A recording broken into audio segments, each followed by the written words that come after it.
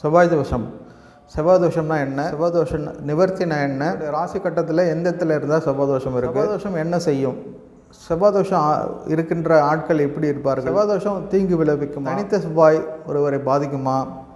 அதனுடைய பலன் என்ன? திருமணத்திற்கு அவசியம் செவ்வாய் தோஷம் பார்க்கணும். செவ்வாய் தோஷம் உள்ளவர்கள் செவ்வாய் தோஷம் ஆட்களை தான் திருமணம் செஞ்சுக்கணுமா அப்படின்ற போன்ற பதிவுகளில் இந்த பதிவில் பார்க்கலாம்.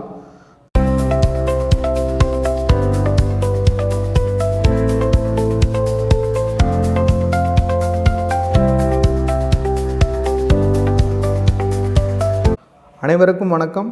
திருக்கழுக்குன்றத்திலிருந்து கோபு கணேசன். செவ்வாய் தோஷம்னா என்னங்க? செவ்வாய் தோஷம்னா என்ன அப்படின்னா,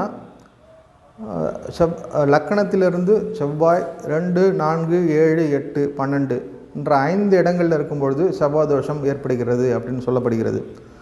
ஸோ செவ்வாய் தோஷம் இந்த 5 இடத்துல இருந்தால் தோஷம் இருக்குதுன்னு எடுத்துக்கலாமா அப்படின்னு கேட்டால் அதையும் ஒரு விதிவிலக்கு வச்சுருக்காங்க.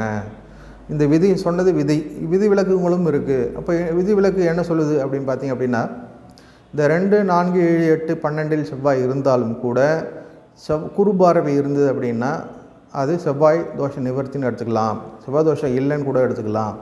குரு பார்வை, குருவோட பார்வை பார்த்திங்கன்னா 5, 7, 9 குரு பார்வை. ஸோ 3 பார்வை இருக்குது. அந்த 3 பார்வையில் ஏதாவது ஒரு பார்வையில் செவ்வாயின் மீது விழுந்து விட்டால் செவ்வாய் தோஷ நிவர்த்தி. செவ்வாய் ஆட்சியாகவோ உச்சமாகவோ நீசமாக இருந்தாலும் செவ்வாய் தோஷ நிவர்த்தி. இது நிறைய விதிவிலக்குகள் கொடுத்துருக்காங்க.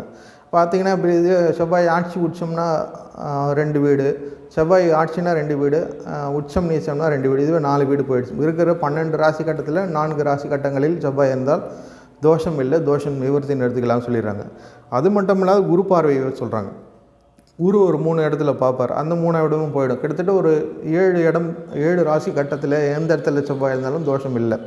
மீது இருக்கக்கூடியது 7 ராசி கட்டம் தான். அந்த 7 ராசியுமே பிறப்பு கால ஜாதகத்தில் லக்கணத்துலேருந்து 2, 4, 7, 8, 12 இருந்தால் மட்டும்தான் தோஷம்னு சொல்கிறாங்க. அதுவும் மிக குறைந்த தோஷமாக தான் வேலை செய்யுது அப்படின்றாங்க. ஸோ செவ்வாய் தனித்த செவ்வாய் மட்டுமே ஒருத்தருக்கு தோஷம் செஞ்சிடாது. ஒரு திருமண காலகட்டத்தில் போது தனித்த செவ்வாய் தோஷம் சொல்கிறோம் இல்லையா, தனியாக இருந்தால் பெரிய தோஷம் செஞ்சிடாது. அப்போ எப்போ தோஷத்தை செய்யும் அப்படின்னு பார்த்தீங்கன்னா, ராகுவோடு சேர்ந்த செவ்வாய், கேதுவுடன் சேர்ந்த செவ்வாய் மற்றும் சனியுடன் சேர்ந்த செவ்வாய் தான் ஒரு பெரிய தோஷத்தை செய்கிறது. செவ்வாய் தோஷம் சொல்லலாம். செவ்வாய் தோஷம் சொல்ல முடியாது, தோஷம் உள்ள ஜாதகம்னு சொல்லலாம். தனித்த செவ்வாய் ஒருபோதும் செய்திடாது, தோஷத்தை ஏற்படுத்தி விடாதுன்னு சொல்லலாம். இப்போ என்ன பண்ணும் அது அப்படின்னா, செவ்வாய் தோஷம் உள்ளவங்க எப்படி இருப்பாங்க அப்படிங்கன்னா, செவ்வாய்ன்றது ஒரு வேகக்காரகர், ரத்தத்தை கொடுக்கக்கூடியவர் செவ்வாய்ன்றனால எந்த ஒரு விஷயத்தையும் வேகமாக இருக்கணும்னு எதிர்பார்ப்பாங்க. டைமுக்கு செய்யணும். செவ்வாய்ன்றது டைம் குறிக்கக்கூடியது தான். ஸோ இந்த டைமுக்கு முடிக்கணும்னு ஒரு அர்ஜி எப்பயுமே இருந்துகிட்டே இருக்கும். அந்த டைமுக்கு திட்டமிடல் எப்பயுமே இருந்துகிட்டே இருக்கும். அந்த டைமுக்குள்ளே பவுண்ட்ரிக்குள்ளே முடிக்கலைன்றப்போ அவங்களுக்கு கோபம் வரும்.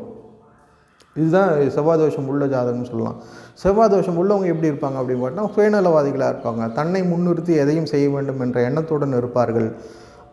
எதையும் ஒரு டைமுக்குள்ளே முடிக்க வேண்டிய மனக்கட்டுப்பாடு, மன எண்ணத்துடன் இருப்பார்கள். ஒரு டைமுக்குள்ளே முடிச்சோன்னு எல்லாத்தையும் அந்த டைமை தாண்டிட்டாலே அவங்களுக்கு கோபம் வந்துடும்.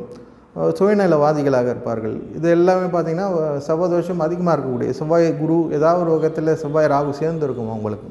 ஸோ அப்படி இருக்க சொல்ல இந்த எண்ணங்கள் எல்லாம் அவங்களுக்கு அதிகப்படியாக வந்துடும். ஸோ இந்த செவ்வாய் தோஷம் எப்போ அதிகமாக இருக்கிறதுனால என்ன பலன், நல்ல பலன் எதுன்னு கேட்டிங்க அப்படின்னா, விளையாட்டுத்துறையில் பெரிய அளவில் ஈடுபடுறாங்க. பெரிய கிரிக்கெட் பிளேயர்ஸ் எல்லோரும் எடுத்து பார்த்திங்க அப்படின்னா, இன்டர்நேஷ்னல் லெவலில் இருக்கக்கூடிய எல்லாருடைய எந்த வகையால் ஏதாவது ஒரு வகையான விளையாட்டு, கிரிக்கெட்டோ இல்லை ஃபுட்பாலோ இல்லை டென்னிஸோ இல்லை பேட்மிண்டனோ எடுத்து பார்த்திங்க அப்படின்னா, அவங்க கட்டத்தில் சனி செவ்வாய் சேர்க்கை இருக்கும், அல்லது சனியும் செவ்வாயும் சமசப்தமாக பார்த்து கொள்வார்கள். ஸ்போர்ட்ஸில் பெரிய லெவலில் இருக்காங்க. ஸோ சனி செவ்வாய் நல்லதும் செய்கிறது அப்படின்னு சொல்ல வரேன். சனி செவ்வாய் கெட்டது மட்டுமே எப்போ கெட்டதை செய்யுது அப்படின்னா, திருமணம் சார்ந்த உறவுகள் சார்ந்த விஷயங்களில் ஒரு சில சின்ன கெட்டதுகளே செய்யுது. அதுவும் அந்த தசை நடக்கணும், அது புத்தி நடக்கணும், அதில் நிறைய விதிகள் உள்ளது. எப்போ ஒரு திருமணம் சார்ந்த விஷயங்களில் தொந்தரவு வரும் அப்படி கேட்டிங்கன்னா, லக்னாதிபதி தசையோ அல்லது லக்கணத்துலேருந்து 10ஆம் இடத்து தசையோ நடந்து புத்தியோ நடந்து அப்போது அந்த இடத்துல செவ்வாய்க்கு சேர்க்கையெல்லாம் இருந்து செவ்வாய் ராகு சேர்க்கை இருந்து கோச்சாரத்துலேயும் செவ்வாய் ராகு சேர்க்கை வரும் பொழுது மட்டுமே ஒருவருக்கு திருமணம் சார்ந்த விஷயங்களில் தொந்தரவு வரும் சொல்லலாம். மற்றபடி யாருக்கும் தொந்தரவுகள் வந்து விடாது. அவங்க ஒரு எதையும் சந்திக்கக்கூடிய நபராக இருந்தால், ஈஸியாக எடுத்துக்கூடிய நபராக இருந்தால் பெரிய தொந்தரவுகள் செய்து விடாது.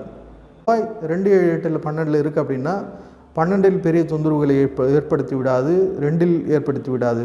அதேமாதிரி 7 இருந்தாலும், பெண்களுக்கு 7இல் செவ்வாய் இருந்தாலும் சரி, லக்கணத்தில் செவ்வாய் இருந்தாலும் நல்லது. ஏன்னா லக்கணத்திலே செவ்வாய் இருக்குது அப்படின்னா கணவர் விட்டு கொடுக்க மாட்டாங்க.